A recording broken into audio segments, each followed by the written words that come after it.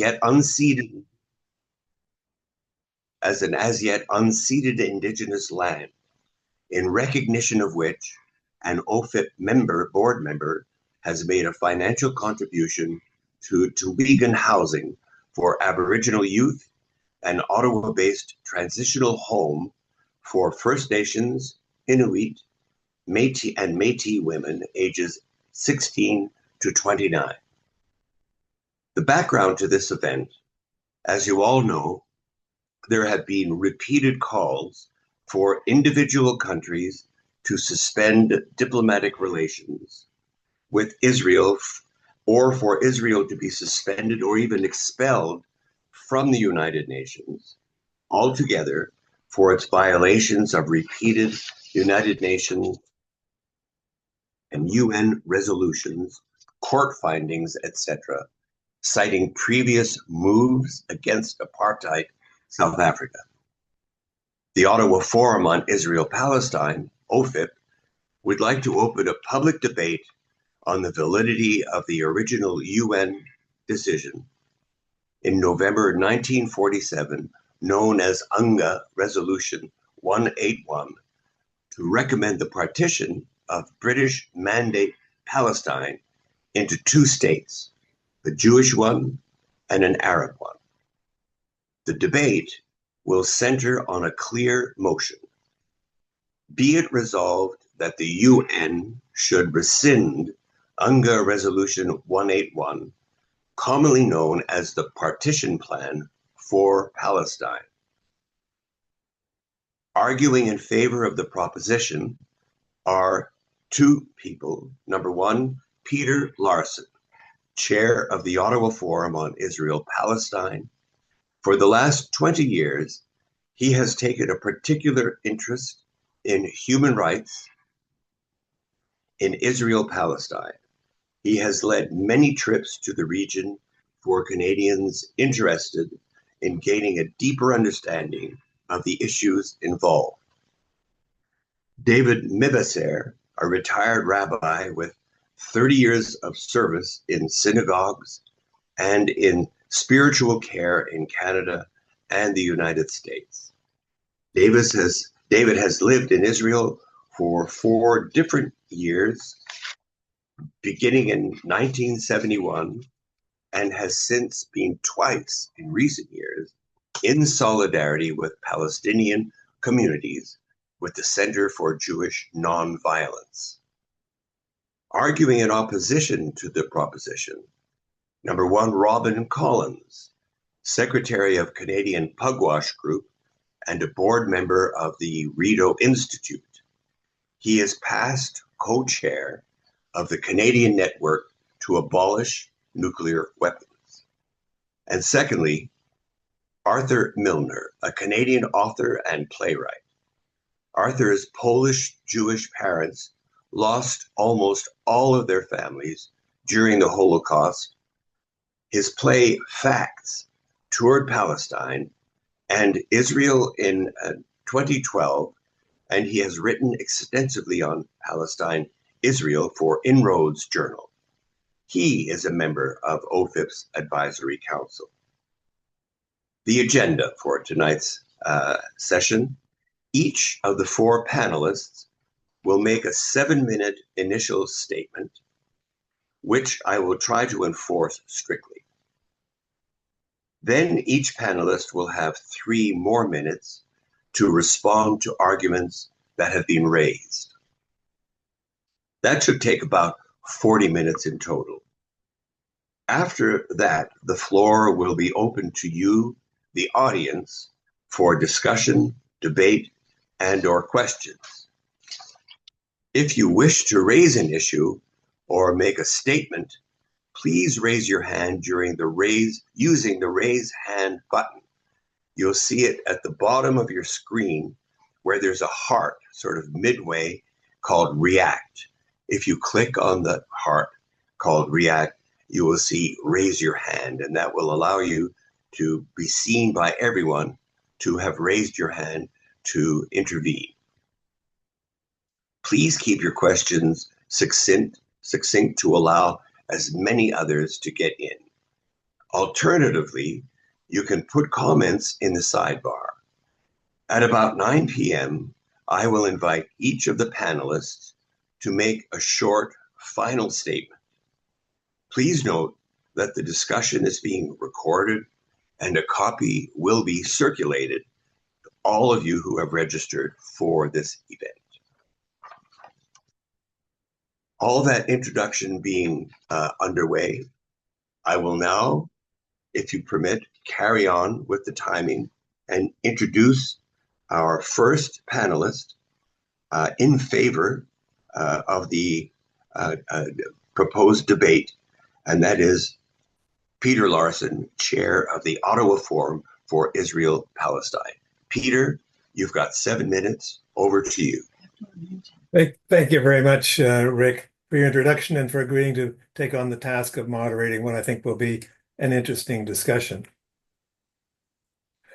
On November 29th, 1947, 33 members of the newly created United Nations voted to approve the United Nations General Assembly Resolution 181. That resolution, known as the Partition Resolution, approved the idea of dividing Mandate Palestine into two, creating a Jewish state and an Arab state. At the time, Palestine was governed by Britain as a mandate awarded by the League of Nations. The mandates were supposed to end when the territories were deemed ready for self-government and independence. That did happen in Jordan and Syria in 1946. It should also have happened in Palestine. Palestinians had been demanding self-government and independence since 1921.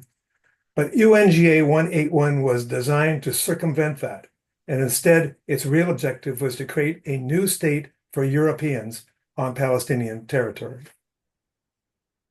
This resolution was highly undemocratic and violated UN principles concerning national self-determination.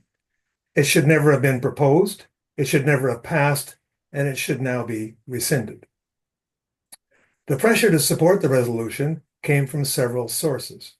It sprang in part from a long-standing dream of many European Jews of creating a state where Jews would finally rule as a solution to a century of their oppression in Europe. It also sprang in part by the motivation of Western states who were ashamed at the little they had done to protect European Jews during the horrors of the Holocaust. It also addressed two practical problems. The first was what to do with the hundreds of thousands of survivors of the Holocaust, many of whom were in displaced person camps in Europe. And also the second one was how to deal with the increasingly violent conflict in Mandate Palestine between European Jewish colonizers and indigenous Palestinians. To the Palestinians, of course, confiscation of any amount of their land and to be turned over to Europeans was wrong and unacceptable. They objected that they were not responsible for the Holocaust and shouldn't be asked to bear a burden of its consequences. Some UN delegates predicted that it would inevitably lead to the forced displacement of thousands of Palestinians. The Arab countries actually challenged whether or not the UN General Assembly even had the right to this vote and proposed instead that it be referred to the International Court of Justice.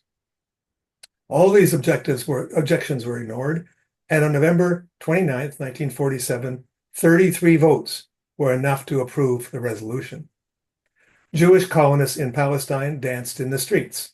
They saw the resolution as international approval of their plan to create a Jewish state. But armed Jewish Zionist militias in Palestine, including the Palmach, the Irgun, and the Stern Gang, ignored many of the provisions in the UN resolution as they began to put their plan in place. According to the Partition Plan, for example, Jaffa was to be part of the Arab state. But the day after the vote, Zionist militias started to take over Jaffa, eventually expelling over 50,000 Palestinians. The UN Partition Plan also put Jerusalem under international control. That too was ignored by the Zionist militias, who took over Jerusalem. The Partition Plan proposed that the new Jewish state occupy about 55% of Mandate Palestine. But by 1948, Zionist militias had actually conquered 3/4 of the country. The Partition Plan finally included reassuring words about respecting the rights of all, but the Zionists ignored those expelling over 750,000 Palestinians in what is now called the Nakba. Western support for 181 was based in part on a series of Zionist myths about Palestine. One of the myths was that Palestine was empty, a land with no people for a people with no land. Another myth was that the people living in Palestine were not really Palestinians, but just nomadic Arabs wandering freely over the whole expanse of the Middle East. A third myth is that these nomads could be gently encouraged to fold their tents and move on. Of course, Zionist leaders like Vladimir Jabotinsky and Ben-Gurion knew that they were myths. In his 1923 book, The Iron Wall, Jabotinsky warned his fellow Zionists that the Palestinians would resist just as American Indians resisted colonization by whites. A quote from the book, quote, "Every single native population in the world resists colonists as long as it has the slightest hope of being able to prevent being colonized," wrote Jabotinsky in 1923. 2 minutes left. How much? 2 minutes left. Okay. As thousands of mostly Yiddish-speaking Jewish settlers arrived, those myths were exposed. The land wasn't empty. They weren't just nomads. They had houses and factories. And they found that Jabotinsky was right. The Palestinians did resist. All this was known to the UN delegates, but ignored by Western leaders. As Jabotinsky had warned, each step in the Zionist attempt to colonize Palestine led to more resistance. The 1947-48 Nakba led to sullen resistance. That led to terrorist attacks. Israeli expansion of the West Bank led to the Intifada. Imprisonment of Palestinians led to more Intifada. The blockade of Gaza led to rockets, on and on, back and forth. In conclusion, the creation of a new Jewish state required the confiscation of Palestinian lands and ethnic cleansing of Palestinians.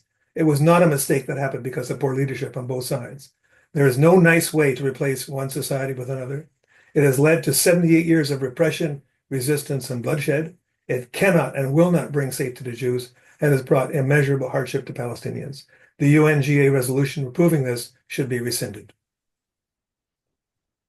Thank you. You're just under 7 minutes. That's perfect timing. Thank you, Peter. We'll now move to Rabbi David Mivasair.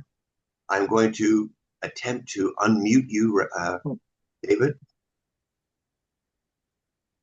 I already unmuted myself. Okay, then off you go. Thank you. Exercising my self-determination here. So thank you, Peter. Peter, thank you so much. I think you did a great job of outlining the history of the UN Resolution 181 that recommended the partition. There's a lot of that history that I think people don't know. I didn't know it myself until I started looking into it to prepare for this debate here this evening. And you also did a good job of talking about the outcomes, the very, very negative consequences. And you also talked about how the Israelis themselves have not abided by it or upheld it. I want to step back a little bit in my 7 minutes and look at the bigger picture. And then I'd like to talk about why rescind it? What good would come out of rescinding it? I'm going to hold that off a little bit and get to it before my 7 minutes are up. The first thing I want to talk about is how throughout human history, people have done things with very, very good intentions, doing what they thought was the best that could be done, and have found out later that it was a mistake or that conditions have changed. Things are no longer the way they were when the decision was made. And all of us in our personal lives, our family lives, and even in national life, even on the global stage, need to change things that seemed right in the past and to make things different going forward into the future. So rescinding a decision that was made in 1947 might sound like a very big deal and something that's like so audacious to even propose such an idea. I have to admit, it's not something I ever even thought of until Peter approached me and asked me if I would join this debate tonight.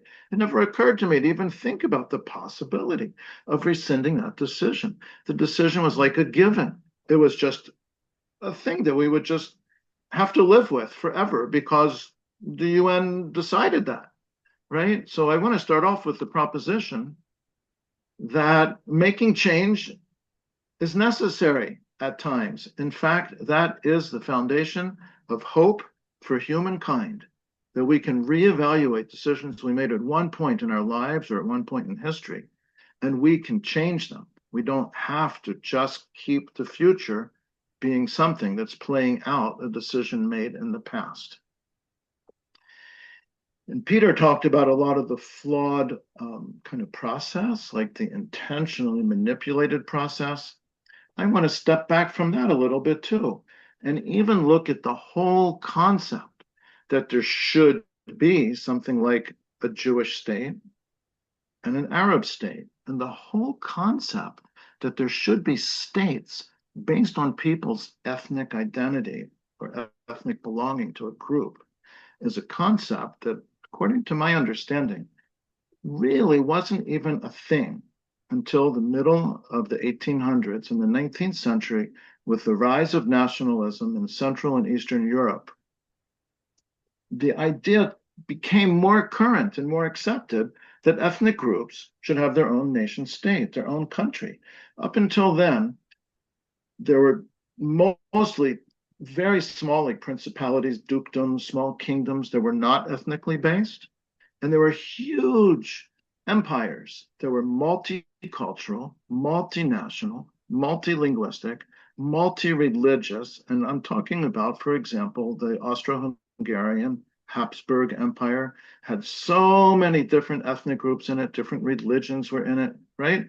Same thing with the Ottomans that had an empire that included Arabs, Jews, Greeks, Turks, Kurds. I'm sure I'm leaving out a lot of other people, Armenians, people probably we never even heard of. Were all in this empire and mingled with each other, lived next door to each other. Same thing in the Russian Empire. So many different ethnic groups. So I want to call into question. I actually want to say, wait a minute, it doesn't have to be this way. The idea that an ethnic group, a nation, even has this thing that today we call national self-determination and should have its own state in which to play this out. That is not like a given. That's also a thing that should be questioned. And that is the foundation of the Zionist idea. And it's also the foundation of this partition recommendation that came out of Resolution 181. So I'm just stepping back from the details and looking at the big picture. We can make change. Change is a good and positive thing. And the whole underlying philosophical foundation of the idea of a Jewish state also is something that needs to be questioned. At that time, in 1947, 1948, that's an idea that was rejected by most Jews in the world. Most Jews were not Zionists. Just under two. Okay, I have so much more to say. I'll try. Something I learned in my studies is that the World Zionist Organization itself, which was the minority of Jews devoted to Zionism, did not adopt the goal of founding a state until 1942 at the Biltmore Conference in New York, well into the Holocaust years after they learned about the massacre of millions of Jews. That's what moved them to say our goal is to establish a state. So again, I'm just calling into question the underlying fundamental foundation of this partition plan. But looking to the future, why rescind it? So one of the things that Israel relies on to establish its legitimacy and maintain itself is the idea that it was created by the United Nations, the countries of the world voted for it, and rescinding that decision would make it clear that Israel does not have the support of the world community to continue as a Jewish state. That doesn't mean anyone should get killed. It doesn't mean any Jews need to leave. It doesn't mean that any Jews should lose their homes. It just means that a Jewish ethno-supremacist state that privileges Jews and not only disadvantages, but expels, dispossesses, kills people that aren't Jewish, would not be able to rest its reputation on the idea, which is actually not even true, that it was established. Maybe 7 minutes are up. established by the United Nations. Thank you. Thank you. We now move to the opposition, starting with Robin Collins, Secretary of the Canadian Pugwash Group. Robin, off you go, 7 minutes. Thanks very much for inviting me.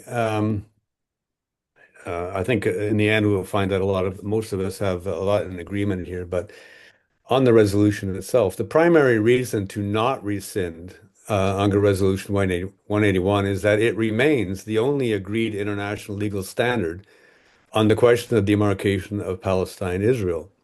One can certainly argue, as has been done here, that the original 1947 plan to partition Palestine was a poor idea, and other single-state options were better. It was definitely unfair for the majority of the population resident there who were Arab, and even contrary to premises of the just-written UN Charter. Yet, together with Arthur, I am arguing against rescinding or revoking the resolution now. Why? A single binational democratic state and a federal state were under consideration in 1947, but were rejected. One can legitimately argue the partition route to achieve two states, one Jewish and the other Arab, has been inadequate and ineffectual since then. Most of us know what the obstacles have been: external colonial players, expulsions, competing nationalisms, violence, and extremism. And yet, the two-state solution option, as spelled out in Resolution 181, was voted into law in 1947 with majority UN General Assembly support, albeit with the objections of 6 Arab states. The vote was 33 votes in favor, 13 against, with 10 abstentions. There were 56 voting states at the time in the UN compared to 193 in the UN today. So where do we stand today? Well, the international consensus remains firmly in support of the two-state solution of Israel and Palestine, living side by side in peace and security within recognized borders based on the pre-1967 borders. The most recent relevant UN General Assembly vote in May last year granted additional rights to the state of Palestine at the UN, including being seated with member states.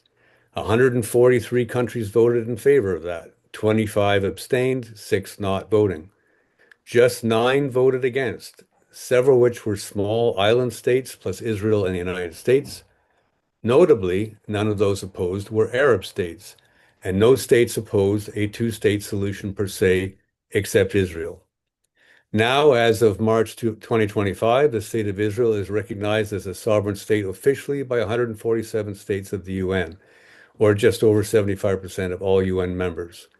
The most recent directly relevant UN Security Council resolution adopted in June 2024 reiterated and, quote, unwavering commitment to the vision of a two-state solution consistent with international law and relevant UN resolutions, and in this regard stresses the importance of unifying the Gaza Strip with the West Bank under a Palestinian Authority, end quote.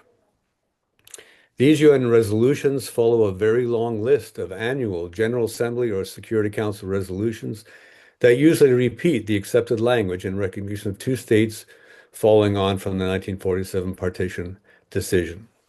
That consensus is also found in international legal institutions at the highest level. For example, the International Court of Justice advisory opinion of 2004 regarding the construction of a wall by Israel recalls, quote, relevant General Assembly resolutions, including Resolution 181, end quote. Similarly, in its advisory opinion of July 2024, very recently, the International Court of Justice refers to UNGA Resolution 181 9 times. And also in December 2014, the International Criminal Court, the ICC, recognized Palestine as a state and recalled Resolution 181 and the vision of two states on the basis of the pre-1967 borders. The Palestinian Liberation Organization, the PLO itself, on 15th of November 1988, when proclaiming the establishment of the state of Palestine, referred to Resolution 181 as that resolution which partitioned Palestine into an Arab and a Jewish state. Israel accepted a two-state solution when Israel applied for admission to membership of the United Nations. The fact that some Israeli leaders have backed away from this position does not invalidate 181 as the enabler of Israel's own statehood. While the 1993 to 95 Oslo Accords ultimately failed to produce two distinct states, for reasons we need not go into in detail, Israel and the PLO, in an exchange of letters on 9th of November 93, made clear that the PLO recognized Israel's right to exist in peace and security, and Israel recognized the PLO as a legitimate representative of the Palestinian people. Just under 2 minutes, Robin. Thank you. This year, Canada joined the UK and France in affirming commitment to recognizing a Palestinian state as a contribution to achieving a two-state solution, and they are prepared to work with others to this end. Ahead of the high-level international conference at the UN in July of this year, the two convening nations, France and Saudi Arabia, in their concept note, declared that the international consensus on a two-state solution, quote, still enjoys near universal support, end quote, and that it is clearly the only way to satisfy the legitimate aspirations in accordance with international law of both Israelis and Palestinians and create the conditions for regional peace and stability. Rescinding or withdrawing or repudiating Resolution 181 at this juncture is magical thinking. This idea of removing a 1947-era resolution that has been endorsed ever since by most states, including Israel at one time, the PLO, the Palestinian Authority, and the Arab League, including last month. However benign might be the intention, however unfair the original partition, rescinding 181 now, as has been proposed here by Peter and David, is unworkable, and because it would disrupt the international consensus that established two states in the region, it is also dangerous. It would encourage the extremists on both sides. At this critical point we are at, it would be the worst possible idea, the last thing we need, and we should reject it. Thank you. Thank you. Right on 7 minutes. The timing is perfect. We move now to the last of our four speakers, and that is Arthur Milner. In opposition, you now have 7 minutes. I'm going to unmute you, Arthur. There we go. You should be ready to roll. Can you unmute yourself, Arthur? Yeah. How's that? How's that? Can you hear me? Yes. Okay. Go for it. 7 minutes. Frankly, I'm surprised we're having this debate today, given what's happening in the world. It's an interesting academic proposition, but it really isn't academic. I'm surprised anyone is discussing rescinding UN 181, which is just another way of undermining the two-state solution. Moving away from a two-state solution has been a bad idea for a long time, even if I briefly supported it. When Tony Judt wrote Israel, the Alternative in the New York Review of Books in 2003, there was a kind of liberal idealism evident. The two-state solution had clearly stalled, so maybe we could come up with another, better idea. And there was a kind of liberal innocence in saying Jews and Arabs don't need two states, they can get along fine in one. Noted Palestinian-American intellectual Edward Said was an early supporter of the single democratic state, and in 1999 he had co-founded with Daniel Barenboim, an Argentine-Israeli pianist and conductor, the West Eastern Divan Orchestra, composed of young Israelis and Palestinians and intended to foster intercultural dialogue and understanding. That orchestra lives on, but Said died in 2003. And in 2010, the boycott, divestment, and sanction movement called for a boycott of the orchestra, claiming it undermined Palestinian civil resistance and violated Palestinian cultural boycott guidelines. So much for liberal idealism. The democratic single state got a shot in the arm when noted journalist, liberal Zionist, and longtime two-stater Peter Beinart announced he now favored a single democratic binational state.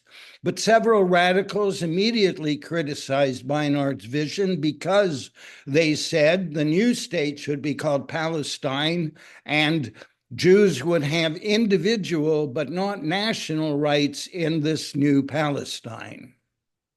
We all understand the attractions of a single democratic state, but the reasons for supporting one here were appallingly weak. Israel is already a de facto single state. So that's exactly what the two-state solution is meant to deal with. The two-state solution is dead. How can you tell? The Republic of South Africa formed a single state with equal rights for everyone. Sure, but whites were 20% of the population. Of course, if Palestinians were demanding a single democratic state, but no poll has ever shown a plurality of Palestinians in support of a single democratic state. And why would they? Urging the Palestinians to get along in a single state with Jewish Israelis is like urging Ukrainians to join the Russian state or the Irish Republic to rejoin the UK, or indeed like asking Canadians to join the US. After all, Canadians and Americans have a great deal in common, while there are likely no two people on earth who dislike each other more than Palestinians and Israeli Jews. But a single democratic state in Palestine is not just a hopeless idea and a waste of time. It's a destructive idea that sabotages the possibility of a solution for Palestinians. As Robin Collins has made clear, for decades there has been broad international unity in support of the two-state solution. Broad, but not universal. Israeli extremists of all kinds have opposed it. Palestinian religious extremists have opposed it. And hardliners among those who claim to support Palestinian rights have also opposed it. In 1993, the PLO recognized Israel, and most of the world recognized the PLO. Israeli extremists have sought to undermine the PLO and its leadership ever since, and they assassinated the Israeli prime minister who they feared was ready to allow a Palestinian state.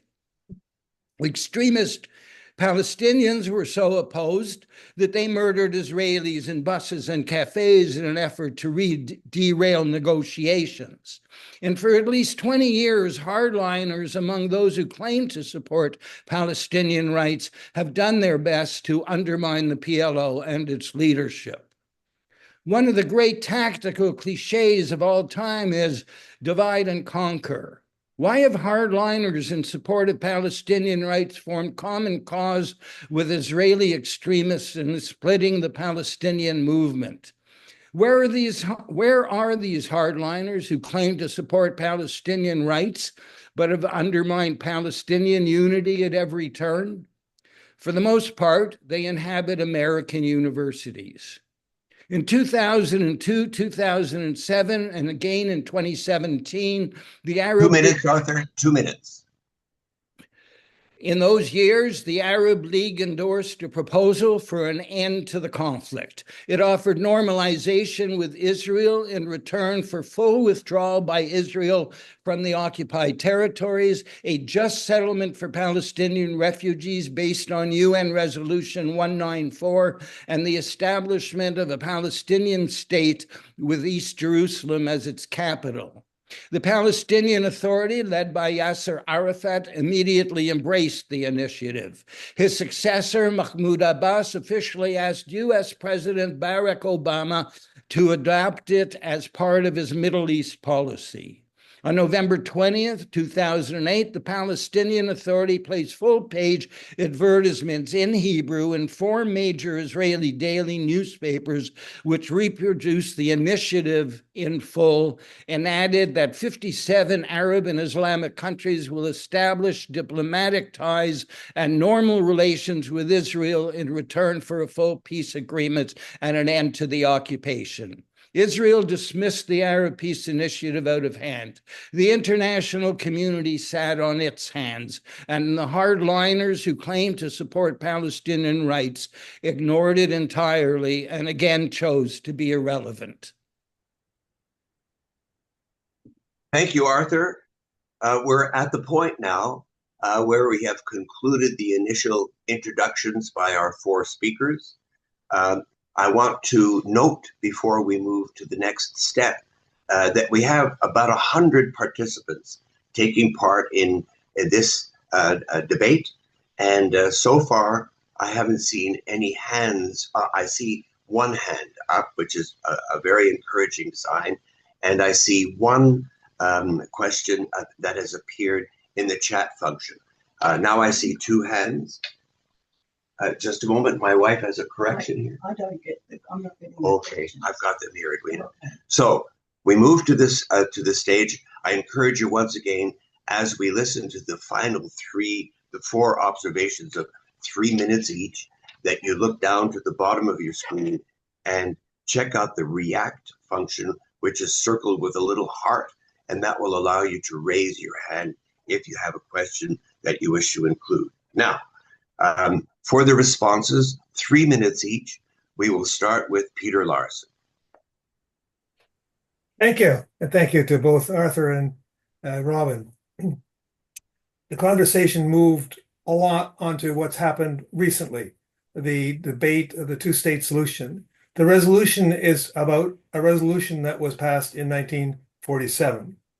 And I would like to remind people that in 1493, Pope Alexander issued a papal bull, which laid the foundation for the doctrine of discovery, a concept in international law justifying colonial claims over lands deemed uninhabited or empty.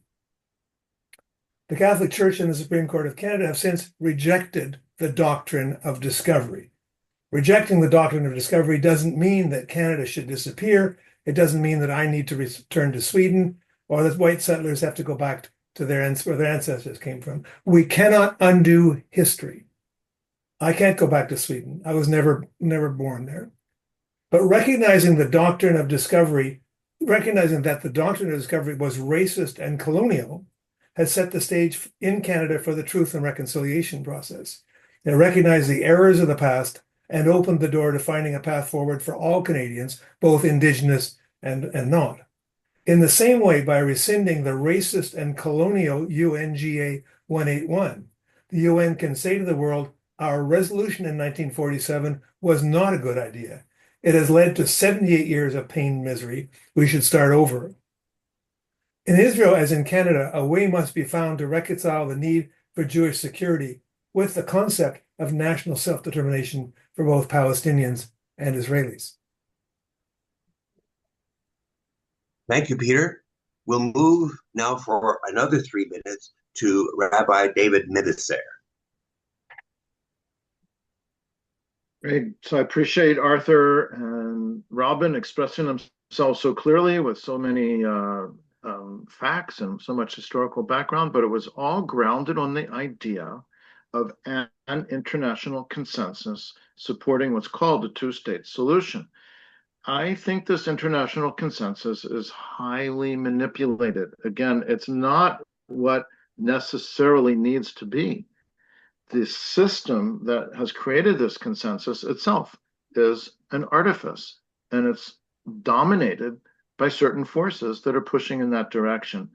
The idea that two peoples can't live together, that Jews and Arabs can't live together, is something that I think we've never actually tested. We've had centuries and centuries of millions of Jews living in Arab societies for centuries. And the idea of one democratic state is not something that should be rejected out of hand.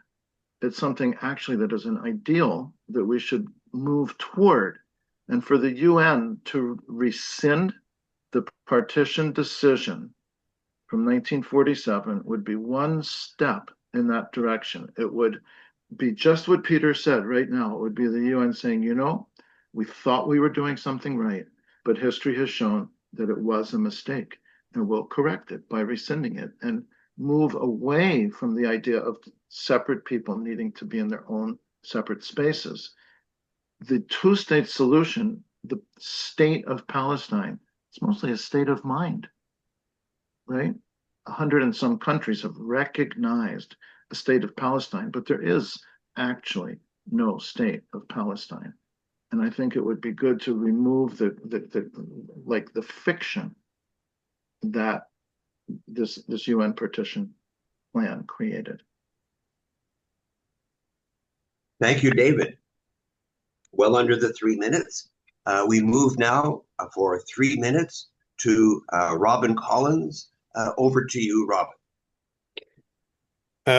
I'd like to address just a couple of the points that were made here by David and Peter.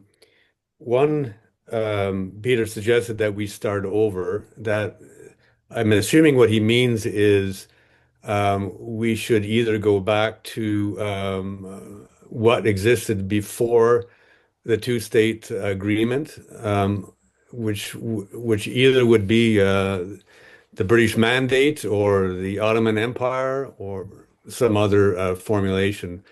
I don't think we can claim that the two-state solution is illegitimate today. I think it's possible to argue that in 1947 it may have been a bad idea for the many reasons that Peter and David offered. I'm not disputing that. The question that I'm addressing is whether it's a good idea to rescind a resolution that has universal support now across the board, including among Arab states. And if you were to do that, how disruptive that would be to the peace process of getting to peace in the Middle East and Palestine, Israel. If we do down the road want a one-state solution, there is only one way to get there, and that is through two states first, and then the two sides coming to an agreement at some point, despite all the animosity and killing that's been going on, to settle differences and then to form some federation and some ideal democratic secular state down the road. But that is not possible right now. The two sides want two completely different states. There's no coalition that can be formed out of thin air. So therefore, we should work with what's already agreed at the UN, including in General Assembly resolutions, in Security Council resolutions, among the Arabs states. The biggest obstacle is likely Israel, and the UN should use its capacity to push Israel to accept the second state, that is Palestine. Thank you, Robin. And Arthur Milner, over to you for another 3 minutes. Yeah, I'm kind of amazed by the idea of going, 80 years back in time. How far? I don't know. This is a quote from Emil Oded, an Arab-Israeli lawyer and politician, a member of the Knesset and leader of the Hadash Alliance. In 2020, he was quoted in Haaretz, "The Palestinian state must be established with the 1967 borders alongside the state of Israel. Anyone who talks about a single state is either perpetuating the existing situation or they're telling us to wait 30 years until the Jews are convinced and then launch negotiations." I can see barely talking about the two-state solution and the single democratic state, though, I think people should give up the latter. But to have this abstract academic discussion, to go back, I think it's great for a university class. But right now, we have a war going on. We have a proposition on the table of a two-state solution that 99% of the world endorses, and we need to force Israel to accept it. That's what I would say. Thank you, Arthur. That concludes our session of formal presentations. Currently, we have 4 hands raised. For those who have gone down to the bottom of their screen with their cursor and clicked on the heart-shaped diagram that allows you to raise a hand.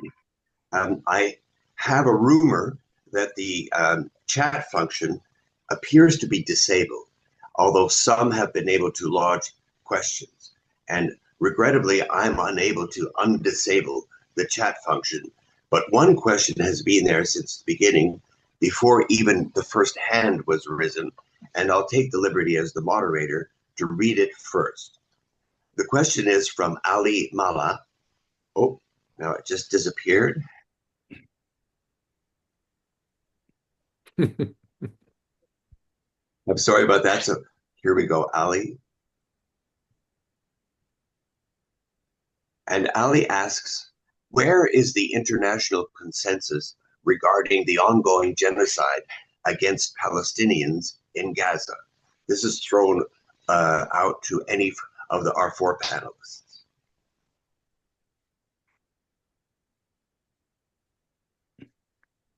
Well, there isn't the consensus, but there's a broad agreement of war crimes and ethnic cleansing and so on. And it's not really the topic of our debate, so I'm not going to delve into that. It's a legal issue.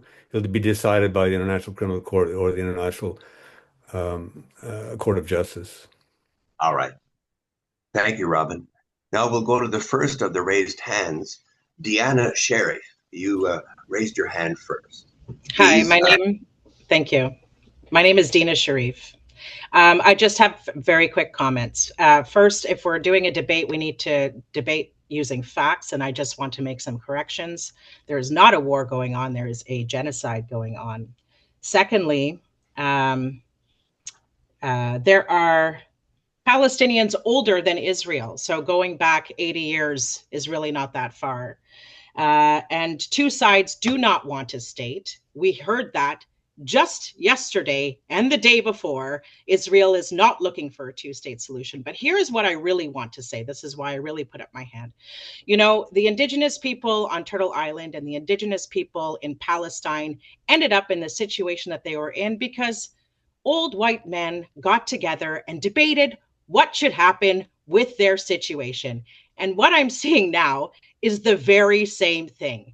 Has anybody thought of bringing an indigenous person to the table? This is the problem. Truth and reconciliation means that we invite people who are being genocided, who should be speaking on behalf of their own situation, and not having people on a panel speaking on behalf of the Palestinians. And with that, I'm out. Free Palestine, land back. Thank you, Dina. Is there a response or responses? Are there responses from our 4 panelists?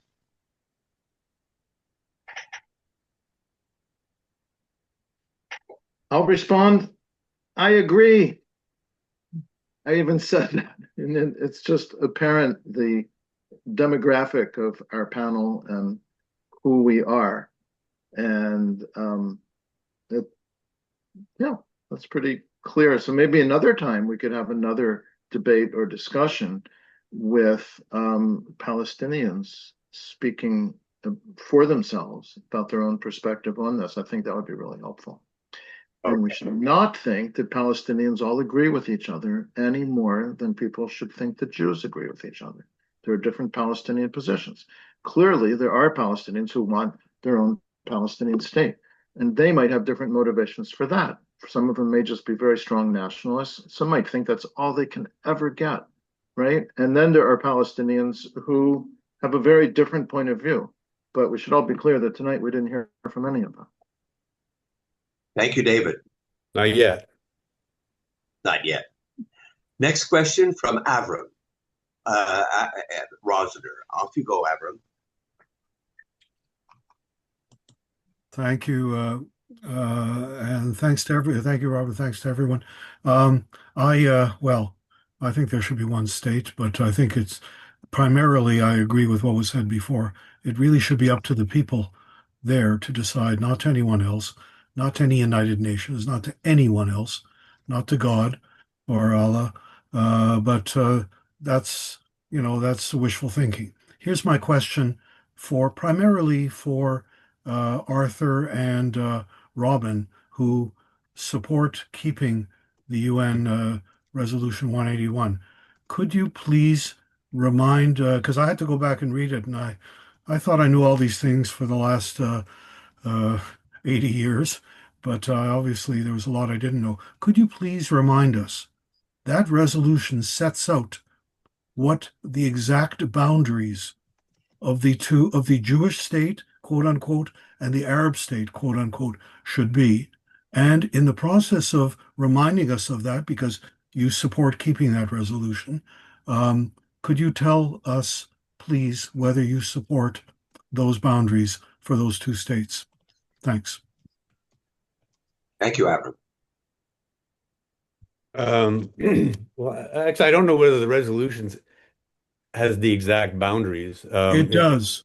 Yeah. Okay. Well, I thought it gave it gave a proportion of the land to the Jewish population, disproportionate actually to the Arab portion, and then Jerusalem as an international enclave.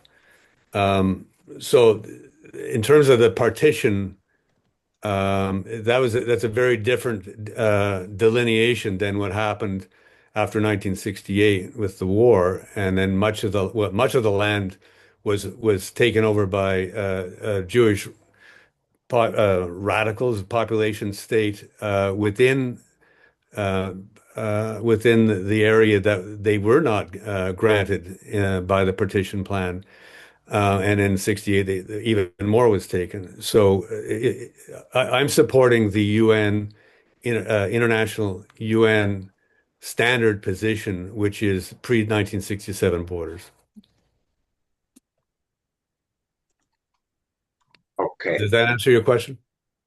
No, I was hoping you would tell all of us what those borders were, which you are supporting. Because Well, they are I could pull out the maps. I could pull out the maps, but anybody can do that, right? So, But can I just jump in here? Sorry.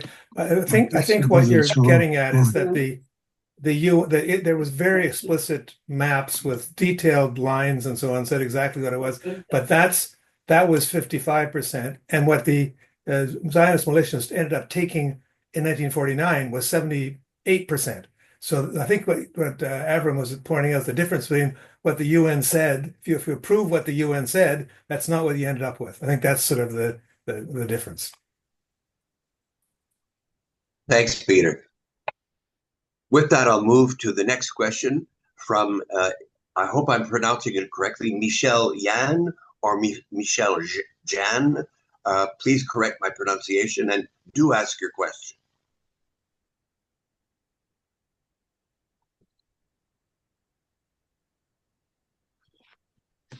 Sorry, I was trying to unmute myself.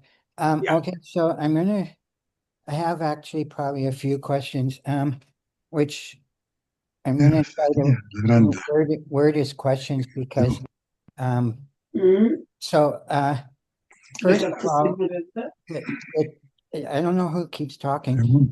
First of all, my picture and can raise my whoever hand. keeps talking You have to stop mute because I'm trying to talk. Khalid Muammar. Can whoever keeps talking stop because I'm trying to ask my questions? Well, I've muted everyone. I hope that's worked. Okay, well, yeah, now it seems to be working.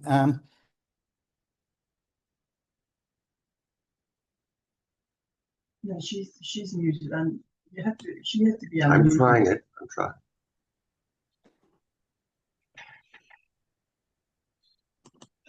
Okay. Sorry, it seems that I got muted. So I was just trying to say, please stop interrupting me when I ask my questions.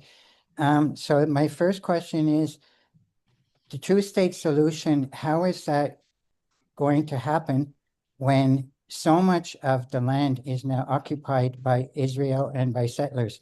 Doesn't show my Like picture. somebody I said, don't know what that is. like somebody said, 70% in 1948 instead of 55%, and God knows how much percent now.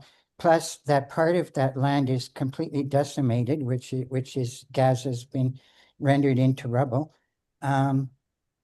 So that's my question, but I think it would need some kind of United Nations peacekeeping force to enforce, because obviously you would have to evict the settlers, first of all.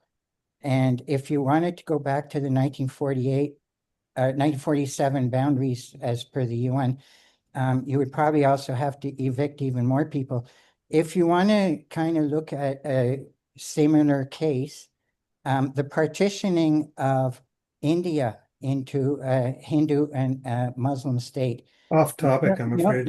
Millions were slaughtered. So my other question is the one-state solution, which people keep saying hardly anybody agrees with.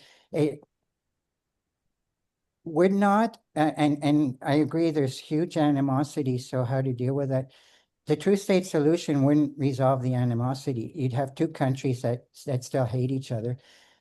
A one-state solution, what do people think of the idea of, because you're going to need a peacekeeping force to enforce the two states, making settlers move and all that kind of stuff.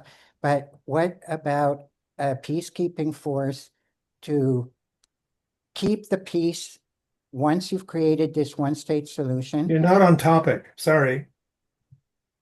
Okay. Well, I could comment on some of that. Unless Arthur, did you want to? That was about all I wanted to say or to ask. Thanks, Arthur, Michelle. Robin, do you want to take a bit up on well, that? Arthur mentioned Israel may have to be compelled to do something. So I'm wondering if he wanted to say anything on that specifically. Otherwise, I could make some general comments about it. Okay. Stop me if you can't hear me. I just want to say in 47, the Partition Plan gave Israel 55% of the land, but then in the War of 48, Israel ended up with 78% of the land, as Peter pointed out. And that's what the UN recognized when Israel declared independence.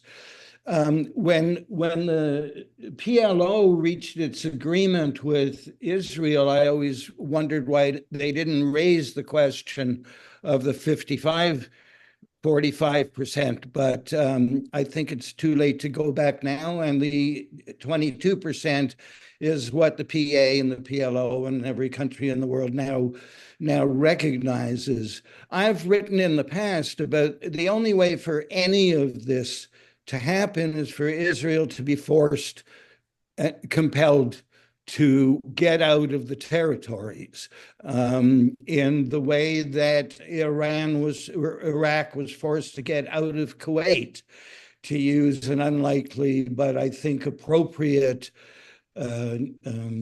analogy. I think, peacekeepers would have to remain on the border for who knows how long to maintain peace. And I think that's the only way it could happen. I definitely would not say it's likely, but I'd say but it is the only way. And it's about 100 times more likely than imagining an international force to go into Israel Palestine and enforce democracy on people who clearly don't want their democracy to include the others. So, that's how I think it would happen. And let me just add a couple items to that. That's more or less my interpretation as well. And, some of the proposals have been for the Rito Institute has for UN Transitional Authority. So there were UN capacity there. The details would have to be worked out, but they could be worked out only at the point where the two sides are willing to allow UN capability to come in.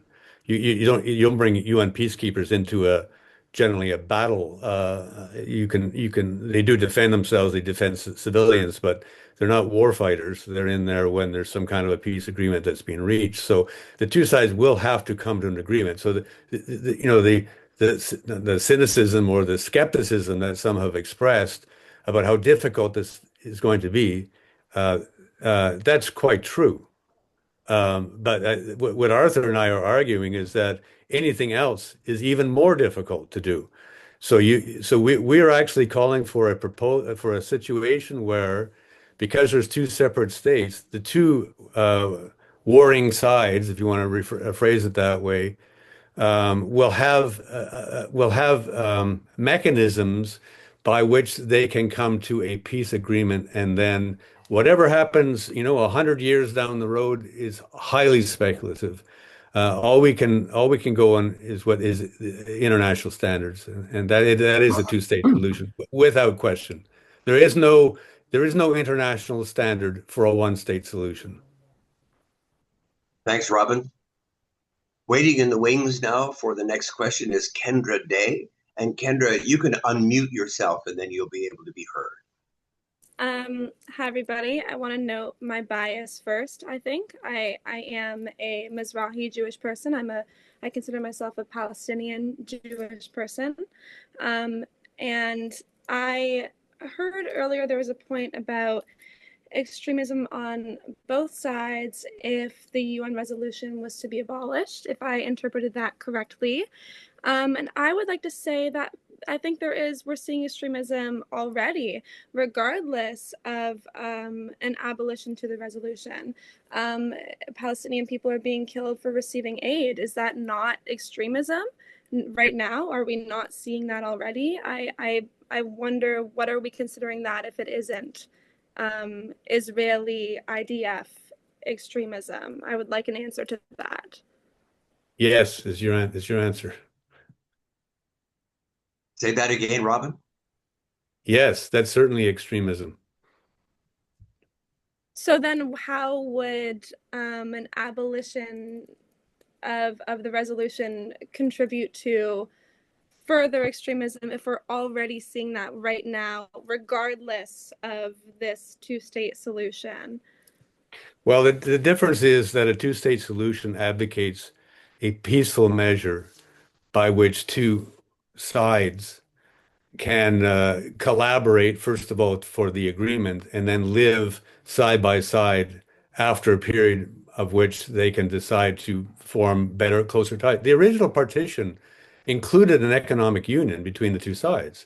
It was also supposed to be non-discriminatory to the citizens within each of the communities. That they were not to be.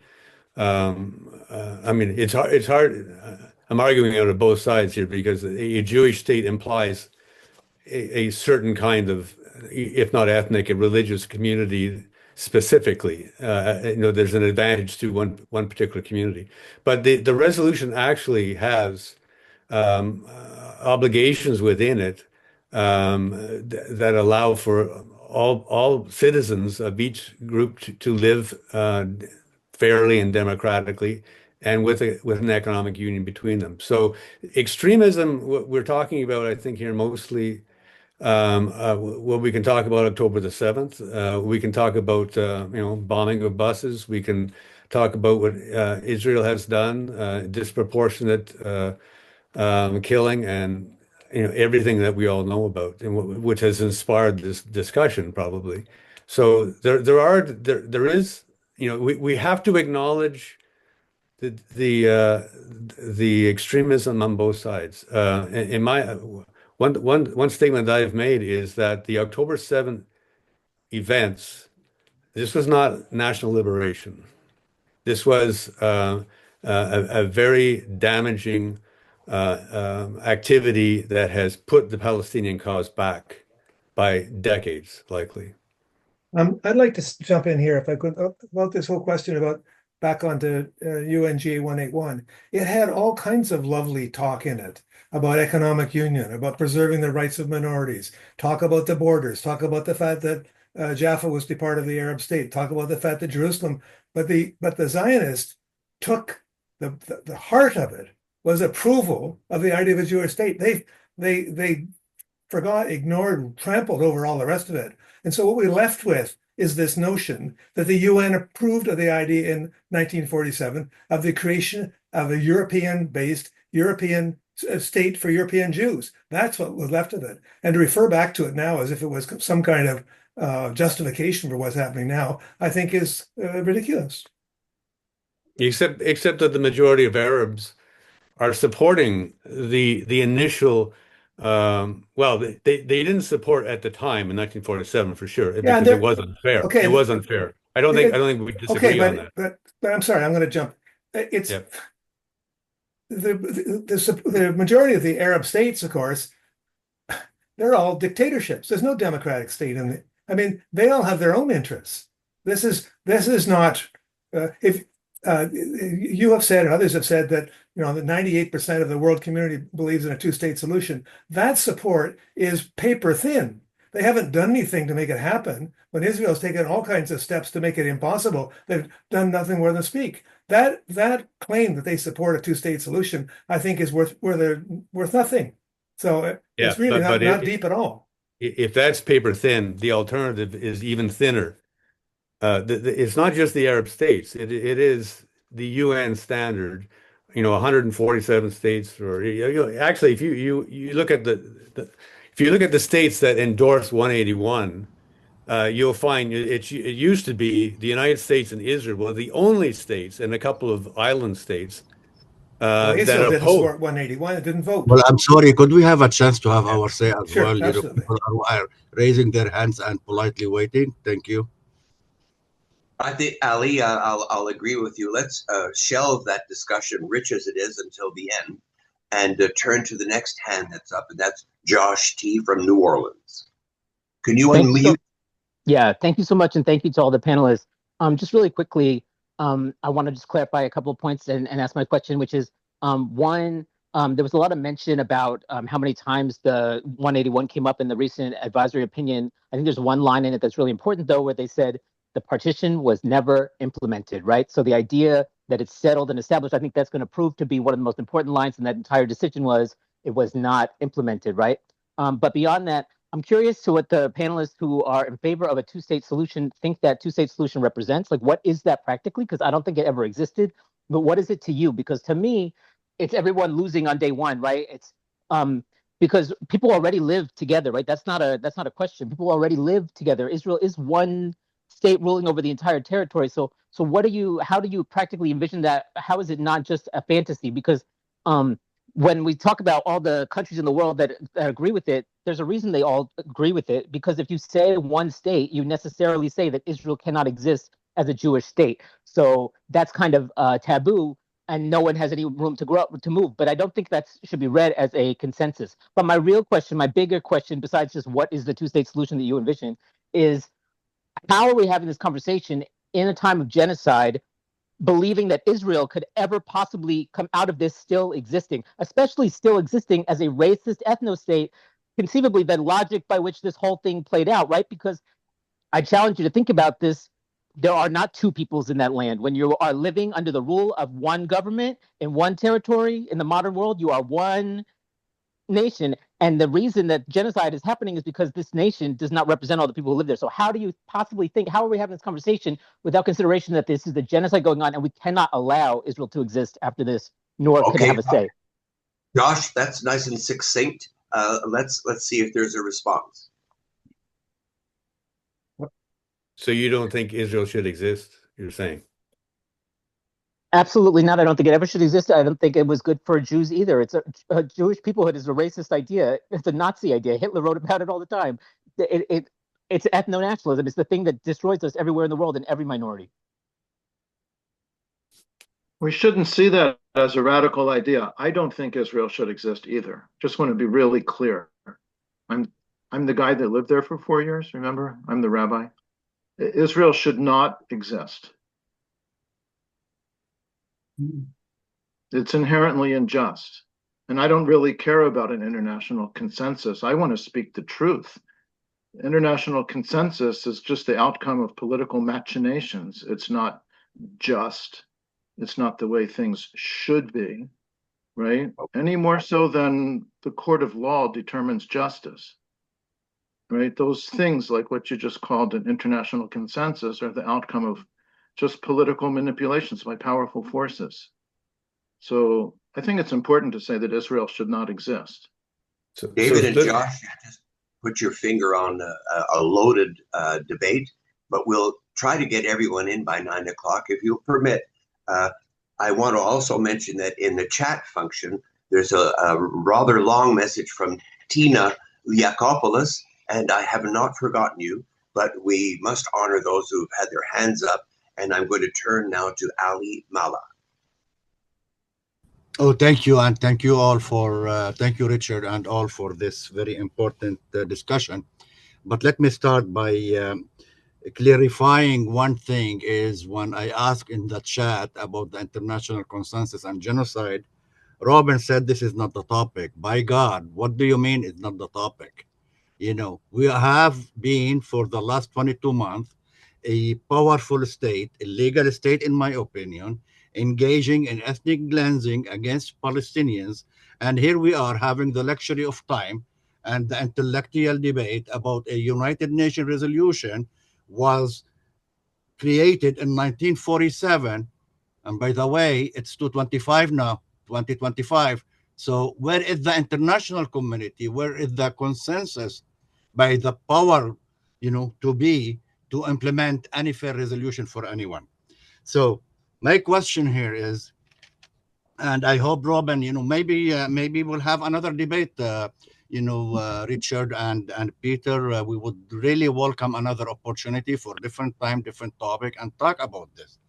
And you know, I need to clarify also, Peter and I had a brief discussion about the formation of the panelists, and, you know, we came up with the question about Palestinian, but already Canadian Palestinian, but it's already being done, and contact was made with the panelists, which they have my respect. I want to be brief. You know, Arthur mentioned about, you know, like asking Canadian to join the American, etc., etc. Well, I'm sorry, this is not accurate comparison, you know, to make. Because we are talking about here of occupying entity against occupied people in their own land and their own territories.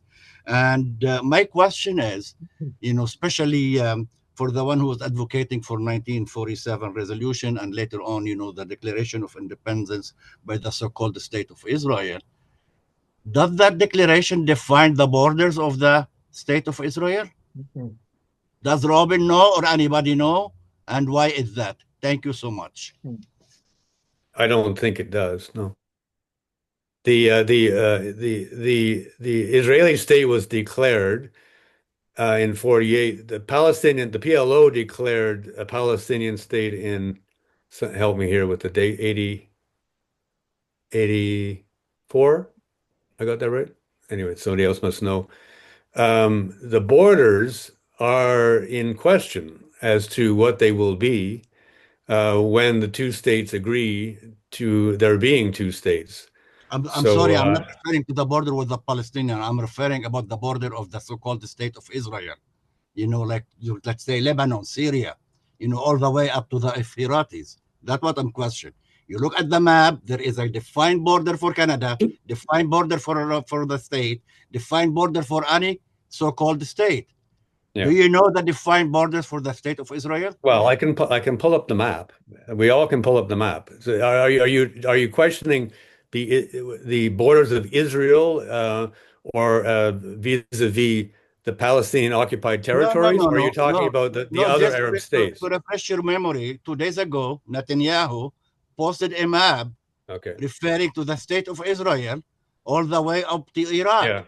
So when we have this intellectual debate, Robin, and especially with the Rideau Institute and other things, we really have to understand the true nature of the Zionist project, which was supported by the imperialists of the Western world, and which was, you know, the price being paid by the Palestinians and others. Yeah. So May I make a process suggestion, Richard, please, Rick?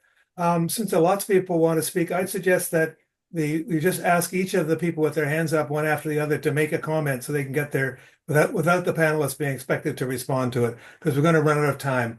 People have been waiting, and I'd like to do that. Okay. Yeah, Ali, I hope you'll forgive. I think in order to be as fair as possible to most, let's admit that Peter's suggestion is the best one under the circumstances. Thank you, Ali, for your contribution. You've certainly made points. And we'll turn next to John Carver and ask John if John could be as succinct. Okay, do you hear me? Yeah. Yeah. Okay, yeah, I can be brief. I'd say for myself to begin with, I'm in Canada. It's no business of mine to tell a country that it should be one state, two state, or multi-state. Any of those can work if they're willing to make it work. And that's what it's the conflict that matters, not where the borders are and so forth. It doesn't matter if you can draw borders, but if the people can't get along. Anyway, what I wanted to ask, or the question I had was, when I look at countries all over the world talking two-state solution, isn't that exactly the same thing as what got us into the problem in the first place? Outside countries trying to tell this country what to do. There's a question hanging in the air. At the end of our session, John, all four panelists will have a chance to cherry pick and address the questions that they feel are top of mind. But thank you for that input. And if you'll permit, I'll move to John Price.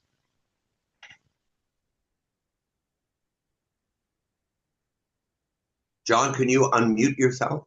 Yeah, thanks very much. Thanks very much, everyone, for the discussion. It's a very important one. I'm speaking from the traditional territories of the the Musqueam, Tsleil-Waututh, and Tsleil-Waututh and Squamish peoples, otherwise known as Vancouver. I'm a historian by trade. There's an article coming out in an international journal that reflects about 1.5 years of research. I, like many of you, have been really concerned about what has happened, particularly after October 7th. So I made it my job to go into the archives and find out what really happened in 1947 in the United Nations. I think you'll find the article interesting.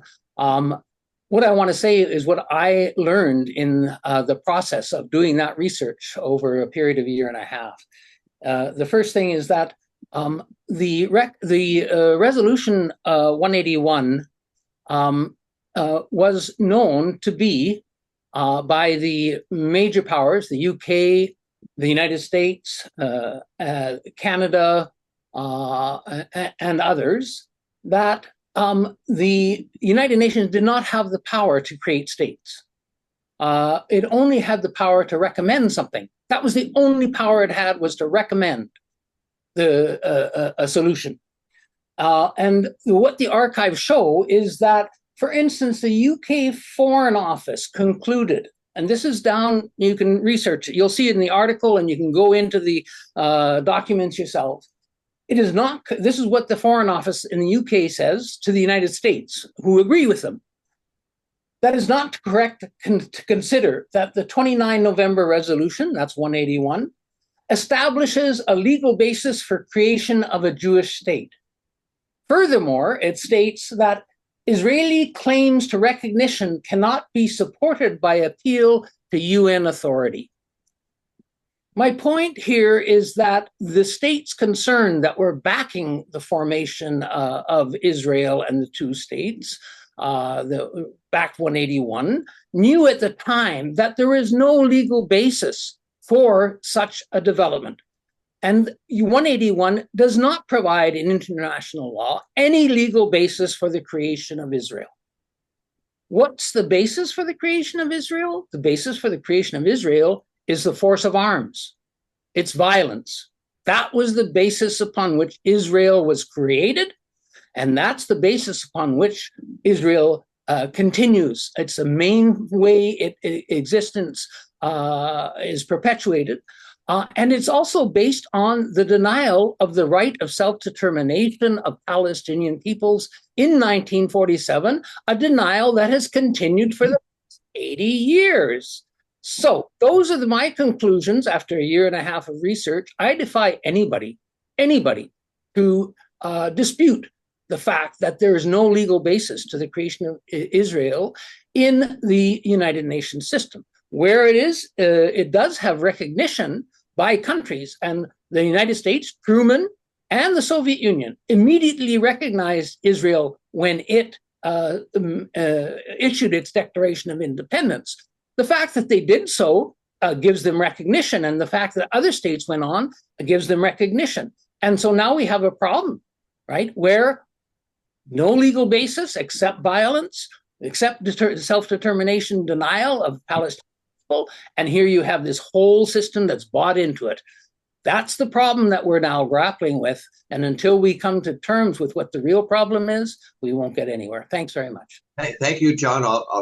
You were just stopping yourself there, but that certainly added an important element to this discussion, and it hangs in the air as we move to our next questioner. And by the way, there are about 9 other questions left for us to reach our 9 o'clock deadline. And Peter, you may want to comment on how strictly we'll stick to the 9 o'clock deadline. But the next question is from Khaled Muammar. And can you unmute yourself, Khaled? Yes, hello. Yeah, thank you. I just want to say from the start that I'm a Palestinian refugee from Nazareth, which was one of the cities that was not depopulated, by the way, because the commander of the militia, which was attacking the area, was the son of Tip Top Taylor, and he advised Ben Gurion at the time that it would not be a good idea to depopulate and destroy a Christian city. But they did destroy 500 towns and villages in Palestine. And that is the issue which should be talked about. As long as there is no justice in Palestine, and that includes not only the West Bank and Gaza, but the citizens of Israel who are Palestinian origin, who number 2.1 million, they make up 21% of the population of the citizenship of Israel. And there are 65 laws that discriminate against them in land ownership, in political activity, in movement, in everything, because 93% of the land of Israel is reserved for Jews only, while the 21% are concentrated in 3% of the land. So as long as you have this apartheid system, which is similar to what we had in South Africa, in the case of South Africa, in the end, the white population, which was a minority, realized that they cannot have peace in South Africa and in Africa as long as they subjugate this majority. The Zionist movement was smarter. They made it from the start, they made it their goal to expel the majority of the Palestinians so that they ended up as the majority. But the Palestinian minority who is there will never accept to remain subjugated and their land stolen, and they're concentrated in smaller and smaller areas. Within Nazareth itself, I just want to add a little. Within Nazareth itself, 1/3 of the population of Nazareth are refugees internally displaced from surrounding villages.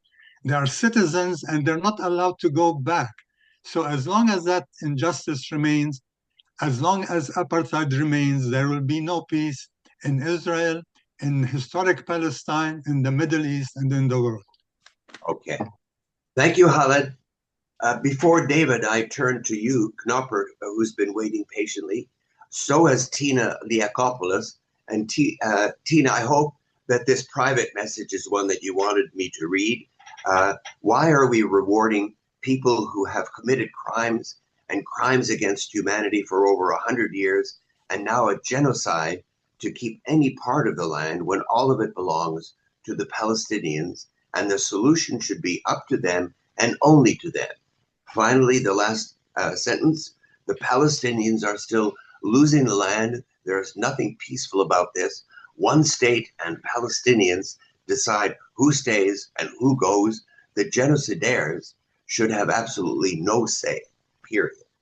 Thank you, Tina. David Knopper. Thank you very much, Richard. My question is regarding, well, a number of panelists have said, alluded to Israel being compelled, and the idea of international peacekeepers and the UN involvement has come up. In the past 18, 20 months reading, my take has been that the greatest fear of Israel is an existential fear. Will that state continue to exist? Right now, they have the backing of the United States. It's not a question, but if they got pointed into the corner, would they use nuclear weapons and use, I think it's called the Samson Protocol? Are they that committed to the Zionist project? That is what I wanted to ask the panelists. Thank you. We'll get a chance to roll back to that question. David, thank you for putting it in amongst the others. And before we have 5 questioners left, Peter, you as chair of this, do you permit us going a little bit over the 9 o'clock deadline, or is it sacrosanct? No, we can stretch it a little bit. And I would like to ask people to do a 1-minute short commentary, and we can wrap up from there. Maybe stretch it till 9:10 at the hard stop at 9:10. How's that sound? Okay. Peggy Mason. And unmute yourself, Peggy. Thank you. Thank you very, very much. I just want to very quickly say regarding John Price's comment about the legal basis for Israel, it was admitted to the UN as a UN member state on May 11th, 1949. So I think that's a pretty strong basis for being a state, not based on force. But my main point is I fail completely to understand what rescinding 181 would give the Palestinians. Israel is opposed to a 2-state solution and to a 1-state solution with Palestinians. How does rescinding 181 improve the situation? Rescinding 181 does not change UN Resolution 242 and all the subsequent UN resolutions, and more importantly, even all the subsequent international law in support of a 2-state solution based on 1967 borders subject to land swaps as agreed.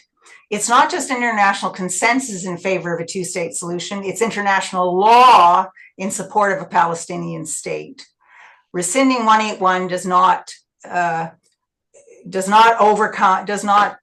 change Israel's admission to the UN. Overcoming Israeli opposition is what must be done, and that requires an international consensus, which we're inching towards, to use real pressure, namely economic pressure. The recognition of Palestine by Western states is an absolutely key step in making clear to Israel that it will not prevail in stamping out a Palestinian state. So my bottom line is I don't see how rescinding 181 helps one bit. Thank you. Rick, I think you skipped over David Douglas, did you? Or yeah, by accident I did. David, don't take offense. It's my incompetence. But David, please do speak. Okay, thank you very much. Okay. Can you hear me? Yes, we hear. Okay. Okay, thank you, and thank you for the inclusion. And also my thanks to the panel members and other organizers for this extremely important conversation. To add just 2 things to the table for ongoing discussion, I hope, on the balance between morality and feasibility. I think that's what we're talking about here, as if they're sort of 2 unrelated blades of the scissors, and they're not. And I know that suggests another huge discussion, but I just want to recognize that we are juggling issues of fundamental moral ethical choice, and the question of almost the pragmatism or the feasibility that's there. On the question of have we been here before? Is there some record in us attempting something like this? Well, the Northern Ireland situation, while we can never get perfect parallels, provides some parallels. Northern Ireland was founded in 1920-22, to quote one of its founders, as a Protestant state for Protestant people. End of quote. And it functioned and was allowed to function by the British government until 1972. So there was a half a century get away with that. At the moment, Northern Ireland, for all intents and purposes, is suspended. We haven't got a solution. We don't know our way out, but it is in essence as a design, as a geopolitical contraption. At the moment, it is in effect suspended. As I say, we don't know where to go next, but we have taken it that far since 1998, and we should acknowledge that and see whether there are some elements of that that might be transferable to the next situation, whatever that might be. I'll just table that for the moment. And thank you very much. Thanks for tabling that, David. Thank you. We move to Wolf Ehrlichman. And do unmute yourself. I think I am. You can hear me, right? Yes, we hear you. Can you hear me? Yes. Okay. So just quickly, this question of the resolution 181 that was brought up by the professor. So that Mr. Collins in his presentation, even though he's very smart and even though he researched it, still said that it was voted into law. It was not voted into law, but this is an example of bias, unconscious bias maybe, of the West. But my main point is that a two-state solution, whether it's a Bantustan or not, is the same old, same old. It's still the other. The biggest problem with this situation is that each side looks at the other as the other, and a two-state solution maintains the other. In other words, both educational systems will indoctrinate both kids on both sides that the other is the enemy. These are the people. Pick up your gun, go into the into the army, shoot Arabs. The Arabs say the same thing. So the big difference between the one state and the two state is that in a one state, and we've agreed that some kind of force, economic, whatever, will have to be used either for a two state or a one state. So, but the thing is about the one state is that if you can make them, people live together, the Arabs, the Palestinians, and the Jews, then hopefully they won't have separate educational systems. They'll be, when they live beside each other, that's different than living in two states where each state is indoctrinating the kids. And so we're trying to eliminate the other. That's my point. And I'm Jewish. My parents, yeah, you're right. I'm Jewish. My family is wiped out by the Nazis. But it's wrong, as people have said. This is a wrong thing that's happening. Thank you, Wolf, for that clarification too. May I pass now to Norbert da Costa? I'll be brief. Resolution 181 is a linchpin to several other UN resolutions. Pull it out and all these other resolutions get undone. Resolution 181 gives Israel de facto recognition. Why can't the UN tell Israel to accept Resolution 181 in full, without exceptions, or reject the resolution and lose the legitimacy it provides?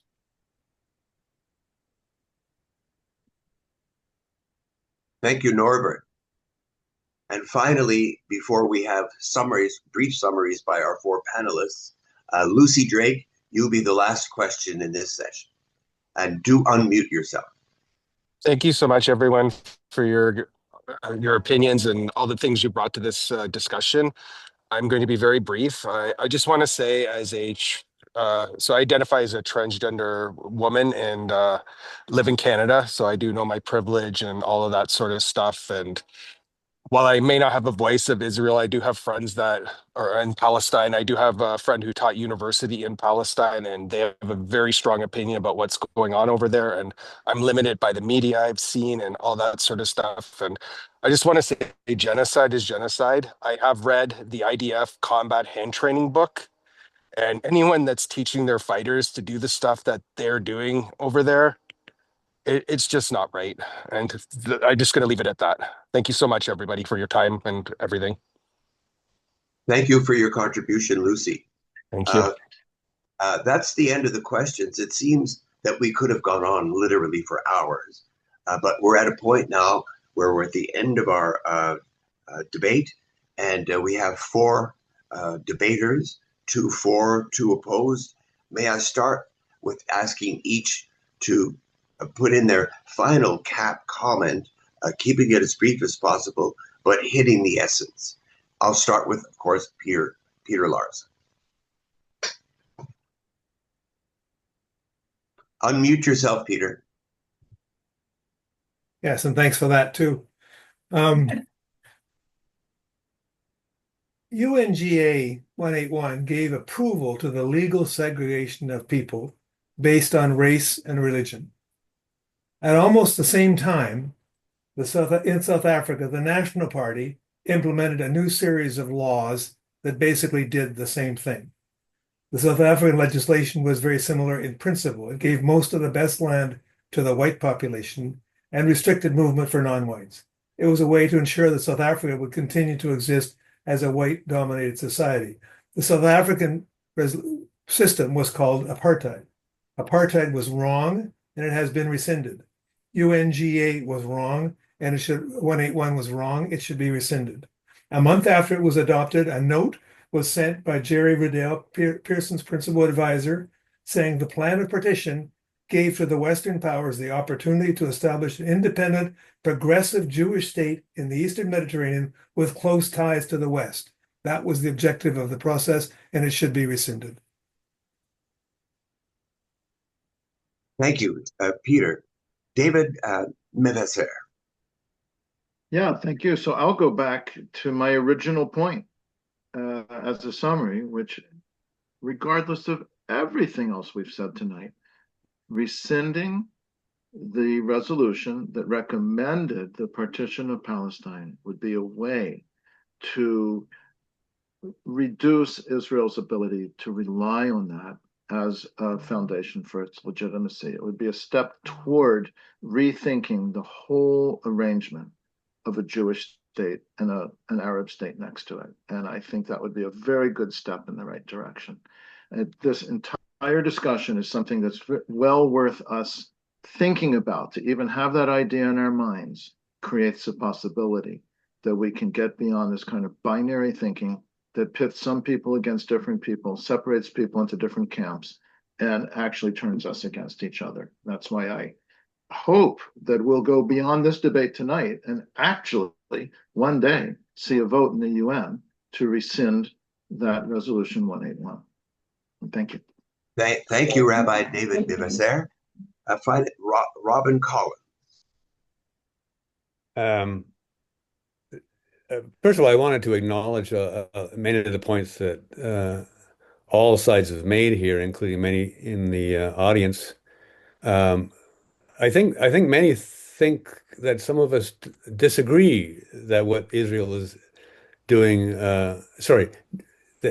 Disagree with them that what Israel is doing currently is a horrendous thing. That's not the case. What we're discussing is a particular resolution, whether it should be rescinded or not. There's no other agreed international standard. We should acknowledge that there are segments of Israeli and Palestinian populations that claim they each want a single state from the river to the sea, but they are both talking about completely different outcomes. There is no international agreed consensus in favor of a single democratic secular state solution that has been agreed by both sides. There is no consensus, therefore, either for an all-Israel Zionist position or an all-Arab Palestine. There is support for some eventual binational or federal state as a stepping stone to a futuristic single secular democratic state. But nothing exists officially within the international legal or political consensus. We are much further from that ideal than we are from a two-state solution. In other words, any other option still requires two states first. It is infeasible in the current climate of hostilities for the populations within Israel Palestine to achieve a mutually agreed solution by themselves, and certainly not without international commitment and almost certainly also protective corridors and enforcement. Thank you, Robin. And finally, Arthur Milner. Thank you, everyone.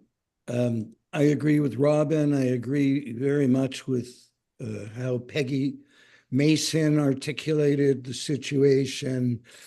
I keep asking myself, what is the priority in the state we're in the slaughter that's going on, and the many steps towards a resolution that we've lost in the last few years? And I go, what's the priority? And abolishing 181 is about as far down on that list of priorities as I can imagine. I think there comes a time for having this discussion, and it's when the question is more or less resolved. When in South Africa they had the Peace and Reconciliation, is that what it was called, to discuss. The apartheid was gone, so let's go and have an honest discussion about what went on. Yeah, let's have an honest and careful discussion about what went on. But now is not the time for that. Now is the time to stop what's going on. Arthur, thank you. Thank you to all 89 participants that remain. We did have 100 at the beginning, so we've held the attention of the vast majority, and that speaks to the high quality of contributions on both sides of this particular debate. I'd like to thank all the four panelists for their thoughtful and well-researched positions. I'd like to thank all the participants for their sincerity and their evident commitment to this noble cause on both sides. And thank you for giving me the opportunity to participate in this debate. And I'm sure all the panelists join in thanking you for an excellent job of moderating as well. So thank you very much. Thanks so much. We'll say good night, and till the next time. Good night. Good night. Good night. Good night. Thank you.